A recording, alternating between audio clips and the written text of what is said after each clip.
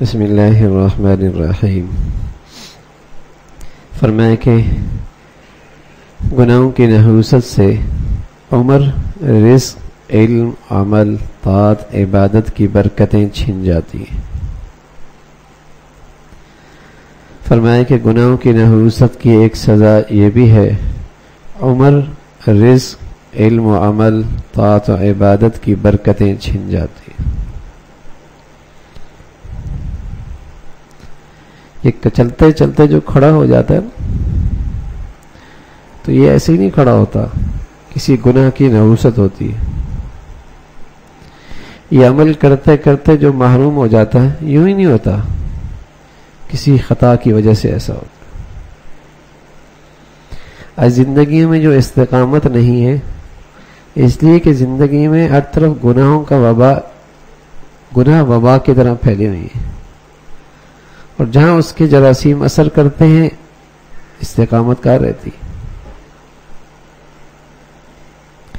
تلاوت شروع کی تھی، کچھ عرصے رہی پھر چھوٹ گئی. تکبیر اولیٰ کا اہتمام کیا تھا، کچھ عرصے رہا پھر چھوٹ گیا. یعنی چلتے چلتے جو رک جاتے ہیں یہ کسی گناہ کی نحوست ہوتی ہے. بد نظری ہو گئی، جھوٹ بول دیا، کسی کو تکلیف پہنچا دی، کسی کا مذاق اڑایا، تکبر کے بول دیے. ایسا تو نہیں پتہ لگا لیکن اس کی نحوست عمل میں ظاہر ہو گئی، اس کی نحوست رزق میں آ گئی، اس کی نحوست عمر میں آ گئی، اس کی نحوست سے حافظ ذہانت میں برکت چھن گئی. ایسا نہیں ہوتا کہ گناہ ہو اور اس کا اثر نہ ہو، ایسا نہیں ہو سکتا. ہاں وہ نظر نہیں ہے جس نظر سے آدمی پہچان لے کہ اس کی نحوست کہاں گری ہے، وہ نظر نہیں رہی کہ جس سے یہ پتہ چل جائے کہ اس گناہ کی نحوست کہاں گری ہے. ورنہ گناہ ہو اور اس کی نحوست نہ ہو نہیں سکتا. پہلے تو یہ تھا کہ یار جھوٹ بولا، آج میں نے دیکھ لیا جھوٹ کی نحوست دیکھ لی، اتنی نظر ہوتی تھی. آج نظر نہ رہی، گناہ بھی ہوا، اس کی نحوست کہاں گری؟ صحت میں گری، علم پہ گری، ذہانت پہ گری، حافظے پہ گری، رزق پہ گری، کسی عمل کی توفیق چھن گئی. تکبیر اولیٰ کا اہتمام کیا تھا، محروم ہو گیا. تلاوت شروع کی تھی پھر کھڑا ہو گیا. تہجد پڑھنا شروع کی تھی پھر محروم ہو گیا. گناہ کی نحوست نے کہاں اثر کیا؟ اب وہ نظر بھی نہ رہی کہ پتہ چلے گا یہ نحوست کہاں گری ہے. تو فرمایا گناہ کی ایک نحوست یہ ہے کہ عمر، رزق، علم و عمل، طاعت اور عبادت کی برکتیں چھن جاتی، چلتے چلتے رک جاتا ہے. دین اور دنیا کے خیر و برکت گناہگار سے سلب کر لی جاتی ہے. اللہ ہم سب کی حفاظت فرمائے، اللہ ہم سب کی حفاظت فرمائے. دین اور دنیا کی برکتیں گناہ کے ساتھ اکٹھی نہیں ہو سکتی. گناہ کے ساتھ اکٹھی نہیں ہو سکتی. فرمایا دین اور دنیا کے خیر و برکت گناہگار سے سلب کر لی جاتی ہے. نافرمان بندے کو آپ سب سے زیادہ بے خیر و برکت پائیں گے. نہ اس کی عمر میں برکت ہوگی، نہ اس کو دین اور دنیا کے کسی کام میں برکت ہوگی. آگے ہو جائے.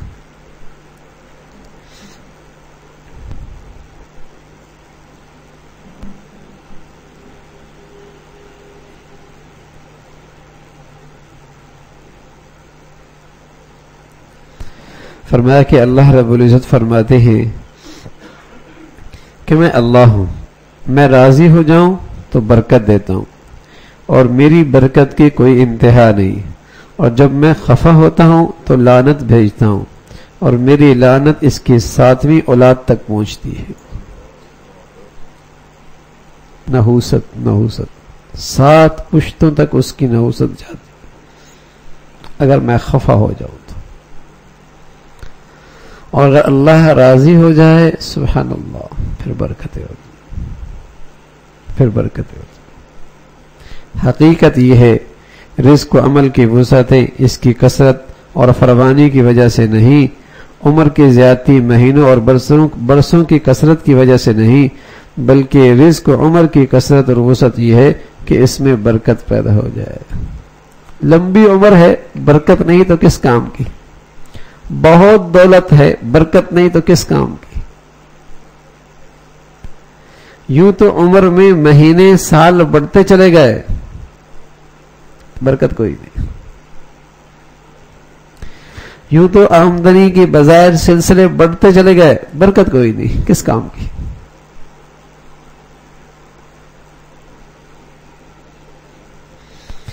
بندے کی عمر اس کی مدت زندگی ہے، اور جو شخص اللہ تعالیٰ کو چھوڑ کر کسی دوسری جانب مشغول ہو جائے اس کی زندگی کہاں؟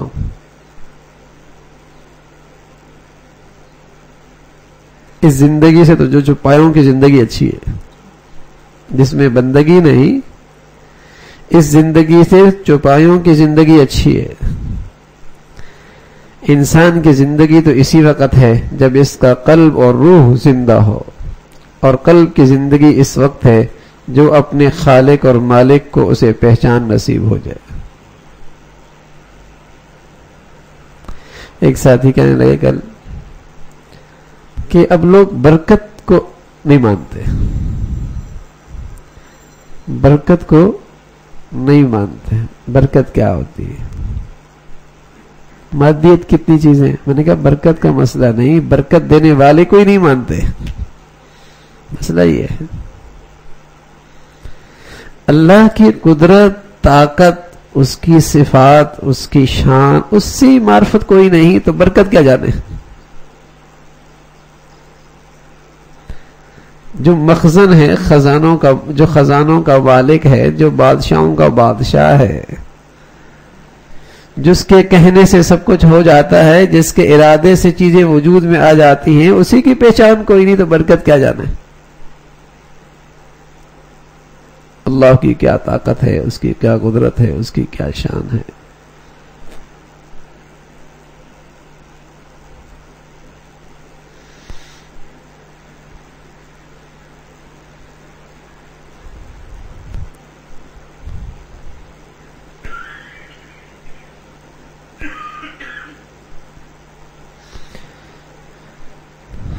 جب وہ اپنی خاطر خالق کی معرفت حاصل کر لے، اس سے محبت کرے اور اسی کی بارگاہ سے رجوع کرے، اس کی چوکٹ پر سر جھکائے، اسی کی یاد سے سکون اور اس کے تقرب سے انس حاصل کرے، جس نے یہ زندگی کھو دی اس نے ہر قسم کے خیر و فلاح کھو دی۔ اسے کچھ دنیا مل بھی گئی ہو، لیکن اس زندگی کی عوض تو ساری دنیا بھی مل جائے تو ہیچ ہے۔ یہ اللہ کے قرب کی جو زندگی ہے، اگر اس کے بدلے میں ساری دنیا بھی مل جائے تو کیا ملا؟ سب ہیچ ہے۔ بندہ جس چیز کو بھی کھو بیٹھے اس کا عوض اور بدل ممکن ہے، لیکن اللہ کو کھو بیٹھنے کا کوئی عوض اور بدل ہے ہی نہیں۔ دنیا میں کوئی چیز بھی نہ ملے اس کا بدلہ ہے، لیکن کسی کو اس دنیا میں اللہ ہی کی معرفت نصیب نہ ہوئی تو اس کا کوئی بدل نہیں۔ یہ وہ گھاٹا ہے کہ کبھی پورا نہیں ہو سکتا۔ فقیر اور محتاج بالذات، غنی بالذات کا بدل، عاجز بالذات، قادر بالذات کا عوض مردہ زندے کے برابر کیوں ہو سکتا ہے؟ مخلوق خالق کا بدل کس طرح ہو سکتی ہے؟ وہ مخلوق جس کا وجود بالذات نہیں، جس کی کوئی چیز بالذات نہیں، اس کے عوض اور بدلے میں کیوں، اس ذات کے عوض اور بدلے میں کیوں کر لی جاتی ہے؟ معصیت سے رزق اور عمر کی برکتیں اس لیے سلب ہو جاتی ہیں کہ معصیت اور ارباب معصیت پر شیطان مسلط ہو جاتا ہے۔ معصیت سے، اللہ کی نافرمانی سے رزق اور عمر کی برکتیں اس لیے چلی جاتی ہیں کہ معصیت اور ارباب معصیت پر، یعنی گناہ کرنے والے پر شیطان مسلط ہو جاتا ہے اور ان پر اس کی حکومت قائم ہو جاتی ہے۔ اہل عصیان کے تمام دفاتر اس کے پاس ہوتے ہیں۔ ظاہر ہے شیطان کا قرب جیسے بھی ہوگا اس سے برکت سلب کر لی جائے گی۔ یہی وجہ ہے کھانے پینے، کپڑے پہننے، سواری، حتیٰ کہ زوجیت کے حق ادا کرنے میں بسم اللہ الرحمن الرحیم کہنا شریعت نے مشروع فرمایا، کیونکہ اللہ کی یاد خیر و برکت کا باعث ہے، اس سے شیطان بھاگتا ہے اور حصول برکت کی راہیں کھل جاتی ہیں۔ اللہ کی برکت کوئی چیز روک نہیں سکتی، ہر وہ چیز جو اللہ کے سوا کسی اور کے لیے ہو اس سے برکت چھین لی جاتی ہے، کیونکہ برکت تو پروردگار عالم کی بارگاہ سے اترتی ہے، ساری برکتیں وہیں سے آتی ہیں، اور ہر وہ چیز جو اس کی طرف منسوب ہو مبارک ہوتی ہے، اس کا نام مبارک ہے، اس کا رسول مبارک ہے، اس کا وہ بندہ مبارک ہے جو ایمان رکھتا ہے، اس کی معرفت رکھتا ہے، وہ بندہ مبارک ہے جو اللہ کی مخلوق کو نفع پہنچاتا ہے، بیت اللہ مبارک ہے۔ اسی طرح مختلف چیزیں برکت والی ہیں۔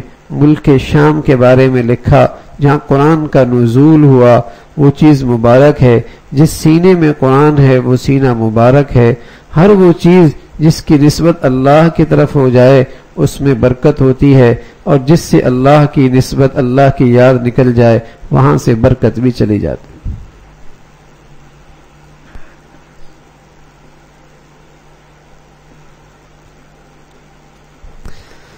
عمر، رزق، علم، عمل وغیرہ سے برکتوں کے سلب ہونے میں گناہوں کا بڑا دخل ہے۔ معاصی کے اثرات بہت دور رس ہیں، گناہوں کے اثرات بہت دور رس ہیں۔ پس وہ وقت جس کے اندر تم اللہ کی نافرمانی کرو، یا وہ مال جس کے ذریعے اللہ کی نافرمانی ہو، یا وہ جسم اور مال، قوت، جاہ، منزلت اور علم و عمل جس کے ذریعے اللہ کی نافرمانی ہوتی ہو، وہ اللہ کے یہاں نافرمانی کرنے والے کے خلاف حجت ہے۔ اللہ کی جس نعمت میں اللہ کی نافرمانی ہوگی وہ برکت سے خالی ہو جائے گا، اور وہ چیز اس کے خلاف حجت بن جائے گی، اور یہ چیز کبھی بھی اس کے حق میں مفید نہیں، صرف وہی چیز کارآمد ہوگی جو طاعت الہی میں صرف کی جائے۔ یہی وجہ ہے کہ بعض لوگ 100 برس زندہ رہتے ہیں، لیکن انہیں بمشکل 20 سال کی عمر نصیب ہوتی ہوگی۔ جیتے تو 100 سال ہیں، لیکن اس میں سے کام کی کتنے؟ 20 سال۔ 20 سال بھی بڑی بات کہہ دی حضرت نے، ہاں، ورنہ تو 100 سال گزرتے ہیں، مہینے بھی آج کل کام کے نہیں نکلتے، مہینے بھی کام کے نہیں نکلتے۔ کتنے لوگ ہیں جو 100 برس زندہ رہتے ہیں، لیکن انہیں بمشکل 20 سال کی عمر نصیب ہوتی ہوگی۔ بعض کے پاس سونے چاندی کے انبار ہوتے ہیں، مال و دولت سے ان کے خزانے پر ہوتے ہیں، لیکن در حقیقت ان میں سے 1000 درہم بھی ان کی قسمت میں نہیں ہوتے جو ان کے لیے مفید ہو سکے۔ یہی حال جاہ اور منزلت اور علم کا ہے۔ حدیث شریف میں آیا ہے، دنیا اللہ کی رحمت سے دور ہے، جو کچھ اس میں ہے وہ دور ہے سوائے اللہ کی یاد کے، یا جو اس سے تعلق رکھے، یا علم والا یا علم سیکھنے والا۔ جس چیز سے اللہ کا نام نکل جاتا ہے اس سے برکت چلی جاتی، جس چیز سے اللہ کا نام نکل جاتا ہے اس سے برکت چلی جاتی ہے، اور جس چیز میں گناہ آ جاتا ہے اس میں گناہ کی نحوست آ جاتی، اور گناہوں کے اثرات بہت دور رس ہیں۔ بس اوقات جوانی چڑھتے کے گناہ بڑھاپے میں ستاتے ہیں، اور بس اوقات جوانی کے اور بڑھاپے کے گناہ اولاد کی شکل میں ستاتے ہیں، اور بس اوقات حرام بڑھاپے میں انگارے بن کے تپش دیتا ہے۔ نہ جانے ان گناہوں کے اثرات کس کس انداز سے بعد میں ستاتے ہیں۔ یہ ہو نہیں سکتا۔ تو برکت بڑی مبارک چیز ہے، کثرت کوئی چیز نہیں۔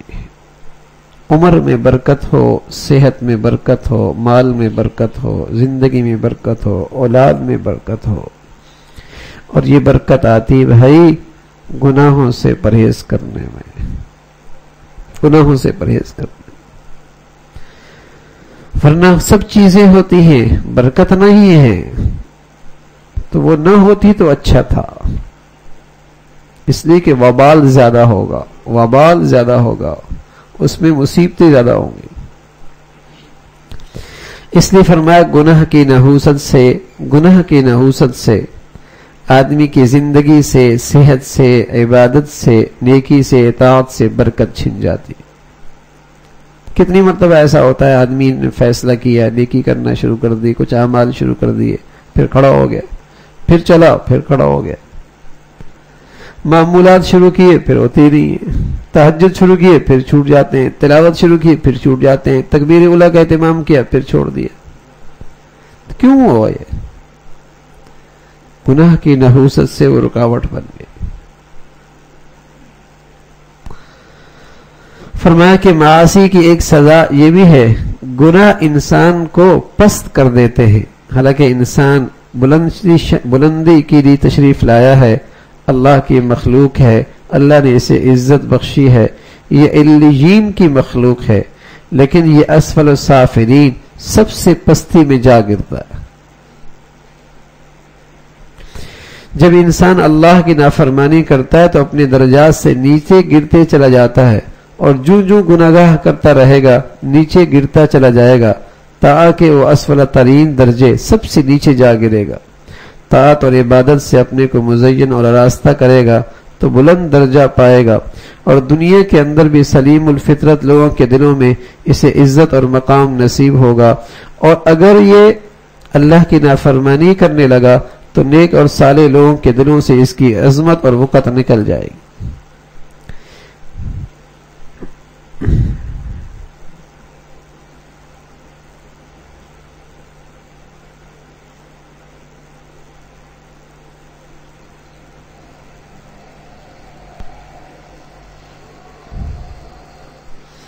اللہ رب العزت بھائی ہم سب کو نیکی والی، تقوی والی زندگی نصیب فرما دے۔ اپنی زندگی کو مبارک بنانا ہے، اپنے اعمال کو مبارک بنانا ہے، اپنی عمر کو مبارک بنانا ہے، اپنی اولاد کو مبارک بنانا ہے، تو اللہ نے اس کا ایک ہی نسخہ دیا ہے، لَفَتَحْنَا عَلَيْهِمْ بَرَكَاتٍ مِّنَ السَّمَاءِ وَالْأَرْضِ، زمین و آسمان کی برکتیں ملیں گی، کب؟ جب تمہارے اندر تقوی اور پرہیزگاری ہوگی۔ لَفَتَحْنَا عَلَيْهِمْ بَرَكَاتٍ مِّنَ السَّمَاءِ وَالْأَرْضِ، زمین و آسمان کی برکتیں تمہیں ملیں گی جب تمہارے اندر تقوی اور پرہیزگاری ہو۔ تو زندگی مبارک ہو جائے، زندگی مبارک ہو جائے، اس کے لیے تقوی ہے۔ اللہ ہم سب کے لیے تقوی حاصل کرنا آسان فرما دے بھائی۔